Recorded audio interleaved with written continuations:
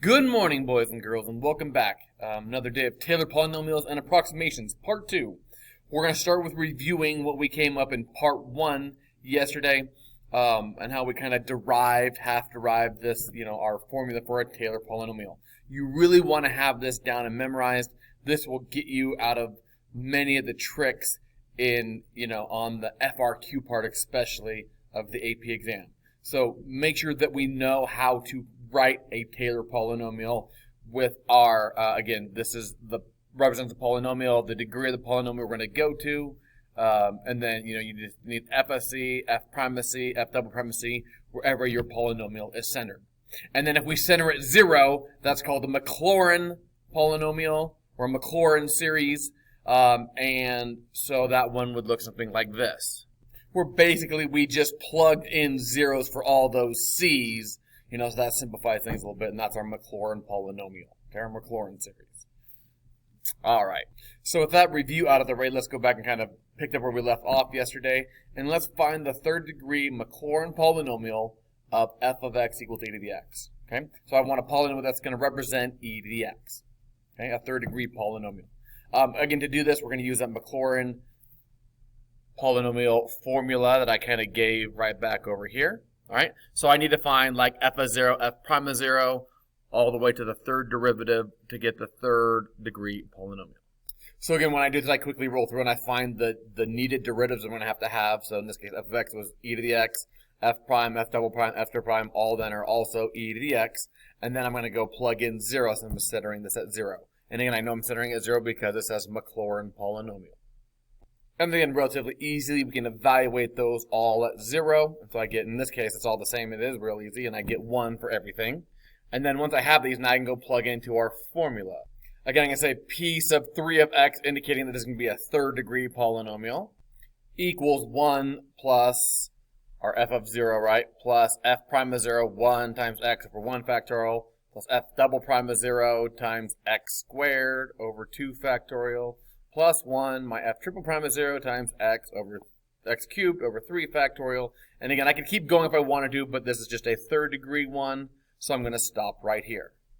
And I can go ahead and simplify this and get something that looks like this. Generally speaking, we'll leave things in terms of 2 factorial and 3 factorial, just because that's something we'll commonly see. 1 factorial is 1, though, so I got rid of it. But this would be our, third degree Maclaurin polynomial that represents e to the x.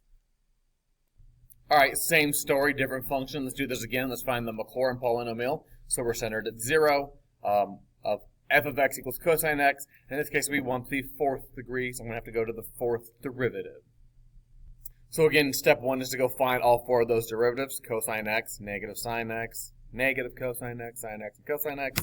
Okay, and then you want to evaluate these derivatives at 0, since it's a Maclaurin polynomial. And when I evaluate all these functions at 0, I get 1 and 0 and negative 1 and 0 and 1. And so now, again, I can go ahead and plug into that general formula. Again, if you know this general formula, again, we're going to memorize these here in a second. We'll give you all these different Taylor polynomials, Maclaurin polynomials. But if you don't, you could always, again, you can see relatively quickly we could come up with these again if you remember that basic formula. If you have that down and memorized, you can plug in real quick and easy. So let's go ahead and plug in for this one and see what we end up with. And so when I plug in my derivatives, I end up with that polynomial right there, which we can then simplify to that right there. And again, these are going to be, I'm going to give them all, there's 4 of them we really need to know. And these are 2 of the 4, sine is the other one, and then 1 over x. I'm going to give you all 4 of these Maclaurin polynomials here on the next page in 1 second. And here they are, the 4 that you need to have memorized: e to the x, sine x, cosine x, and 1 over 1 minus x. Okay? The e to the x, again, we just came up with real fast and easy. And again, if you ever forgot them, you could do like we just did and derive them again real quickly, as long as you know the formula for Maclaurin or a Taylor polynomial. Sine of x, we've done a couple times now, a few different ways. But it's alternating with only the odd terms, is what I remember. Sine is an odd function, so it's only going to have the odd degrees. Cosine is an even function, so it looks like that: 1 minus x squared over 2 factorial plus x to the 4th over 4 factorial, and so on. And again, it is also alternating, right? Both those are alternated, as we kind of showed before, because the derivative is 0 every other time. And then the one we haven't talked about, the other fourth one that you need to know, and I think this, because we use this one a lot because it's kind of a neat one, the polynomial is 1 plus x squared plus x cubed plus x to the fourth and so on, but that's for 1 over 1 minus x. But these four here, you're going to see we're going to manipulate these a lot, play with these a lot. If you have, again, these four down, you can work your way through a lot of the series problems on the AP exam. All right, so again, we want these down to memorize, and here's how we can use these. If I wanted to create the Maclaurin polynomial for f of x equals e to the negative x, instead of having to go to all the trouble finding the first, second, third, fourth derivative of all these things, if I know that e to the x is 1 plus x squared over 2 factorial plus x cubed over 3 factorial and so on, then e to the negative x is like really e to the u. You can kind of like do a little u substitution where every place I see an x here, I'm going to plug in negative x instead. All right? And, so when I plug that, this is where the x was, and where x was up here, I'm plugging in a negative x down, in the new formula. And I can just go and simplify that. And when I raise negative x to an odd power, it stays negative, but when I raise it to an even power, it becomes positive. So I'll get this alternating sequence there, alternating series, and that would be e to the negative x. And so that's a lot easier. I think we had one, similar to this last night, right? But that's a much easier way to get to it. Similarly, we can do the same thing if I had, like, say, e to the 2x. If I want to write the Maclaurin polynomial for this one here, again, what we're going to do is we're going to plug 2x in everywhere we had an x in our previous polynomial. So I get 1 plus 2x plus 2x squared over 2 factorial plus 2x cubed over 3 factorial. In order to use this, again, you have to have those first four memorized. But we can now do all, sine of 3x, sine of, cosine of half x or x squared, or, you can just plug in all sorts of different stuff if you know these original four. All right? When I simplify this one, I'm going to end up with a Taylor series that looks like this. All right? And not only now can we, use substitution to help us rewrite different Taylor series and Maclaurin series, but we can also use, these tricks as well. I have, again, here our e to the x. If I take the derivative of both sides, because these things are equal, those derivatives still should then, if everything's true, those derivatives should still be equal. So let's see if this works out. The derivative of e to the x is e to the x. The derivative of this stuff over here becomes 0 plus 1 plus 2x over 2 factorial plus 3x squared over 3 factorial. And now with those things back here, the 0 disappears, so I'm just off with my 1 plus 2 over 2 factorial. That's going to kill the 2 off the 2 factorial, which leaves me with just x over 1 factorial, or 1, which is the same as x.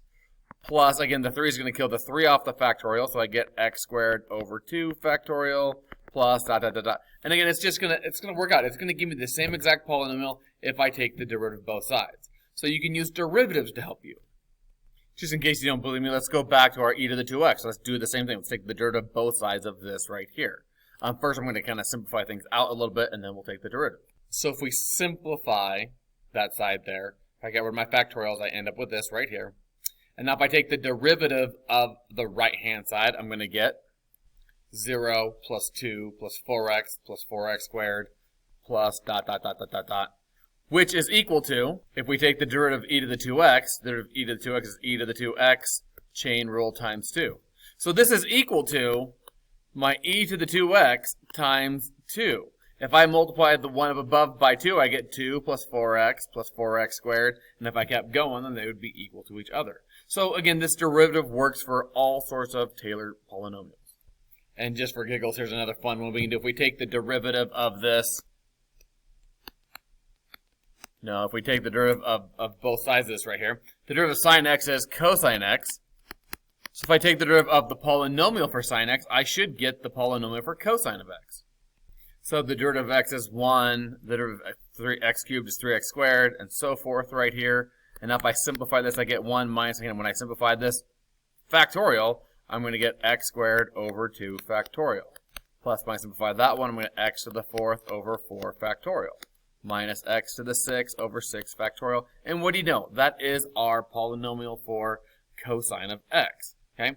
Moral of the story is, again, you can use substitution. You can use derivatives. I can integrate both sides. Anything I can do with the function, I can do with its polynomial expression. And again, because these things are equal, it'll always give me the same thing. All right. So we can manipulate these quite well. All right. So again, you might be asking, why are we doing all this serious stuff again in the first place? I don't quite get it. And again, going back, the whole reason is we can use these polynomials to help us represent functions that we would not be able to evaluate otherwise. We use them to kind of help us approximate or estimate them.